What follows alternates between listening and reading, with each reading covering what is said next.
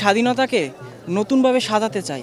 এই গণতান্ত্রিক মুক্তিটা যেন বজায় থাকে। বাবু এখনও অনেক ছোট, ওকে যাতে আমাদের যে মহান বিজয় দিবস কিভাবে শহীদদের আত্মত্যাগের বিনিময়ে দেশটা স্বাধীন হয়েছে সেই সম্পর্কে বাবুকে আমরা অবশ্যই জানাবো।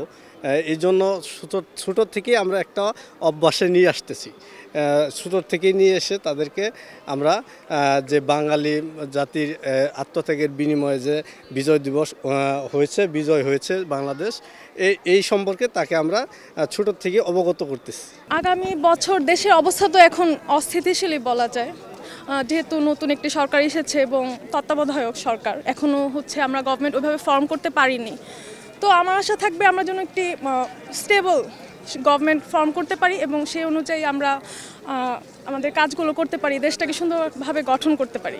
আন্দোলন পরবর্তী সময় আসলে আমরা সত্যি কথা বলতে যেরকমভাবে চেয়েছিলাম সব হয়তো পূরণ হয়নি, কিন্তু আমি বিশ্বাস করি সরকার সেই উদ্দেশ্যেই চেষ্টা চালিয়ে যাচ্ছে। অবশ্যই আমরা যেভাবে আমাদের দেশটাকে দেখতে চাই সেভাবে ইনশাল্লাহ একদিন দেখতে পাবো। মহান স্বাধীনতা যুদ্ধের মাধ্যমে আমাদের যেই বাংলাদেশের অর্জন, এই বাংলাদেশ আসলে সৃষ্টি হয়েছে মুক্তিযুদ্ধের যে চেতনা, সেটি ছিল বৈষম্যহীন বাংলাদেশ গড়া, যেখানে সকল নাগরিক তাদের অধিকার নিশ্চিত করতে পারবে।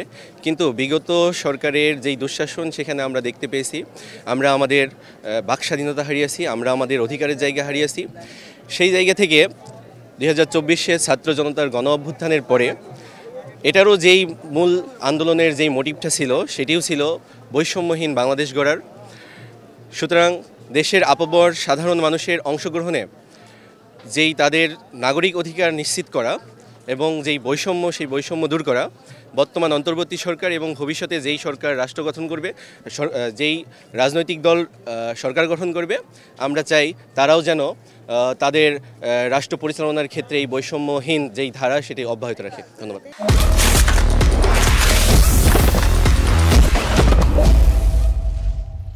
এই স্বাধীনতা হচ্ছে 24-এর অভ্যুত্থান, এটা মানিয়ে নেওয়া যায়। কারণ ওই সময় ওই স্বাধীনতায়ও অনেক মানুষ হতাহত হয়েছে, তারা জীবন দিয়ে স্বাধীনতা অর্জন করেছে। আর এই 24-এর অভ্যুত্থানেও আমাদের অনেক ভাইয়েরা মৃত্যুবরণ করেছে এবং ফ্যাসিস্টকে বিদায় করে দিয়েছে।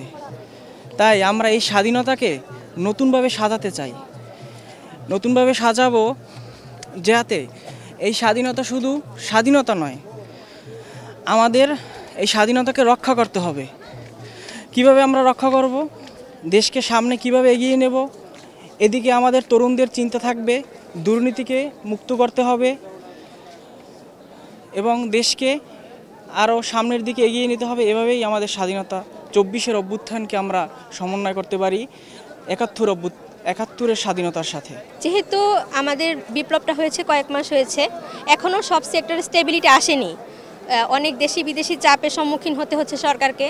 তো আমরা চাইবো যে সামনের বিজয় দিবসে যাতে আমাদের সব সেক্টরগুলোতে স্টেবিলিটি আসে, দেশি বিদেশি চাপগুলো যাতে আমরা উত্তরণ করতে পারি, সরকার যাতে যে সমস্যাগুলো আমরা ফেস করছি এখন, সেই সমস্যাগুলো থেকে যাতে আমরা উত্তরণ পাই, এটাই আমাদের প্রত্যাশা থাকবে সাধারণ মানুষ হিসেবে।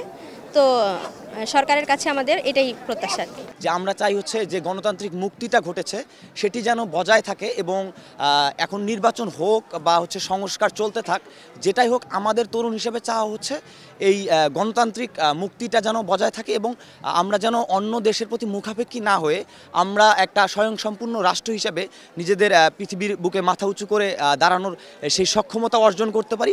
সেটা কোনো রাজনৈতিক দল এসে সেটা করতে পারে, তারা যেন সেই অঙ্গীকারটা আমাদের দেয়, আমরা এটুকু নিশ্চয়তা চাই।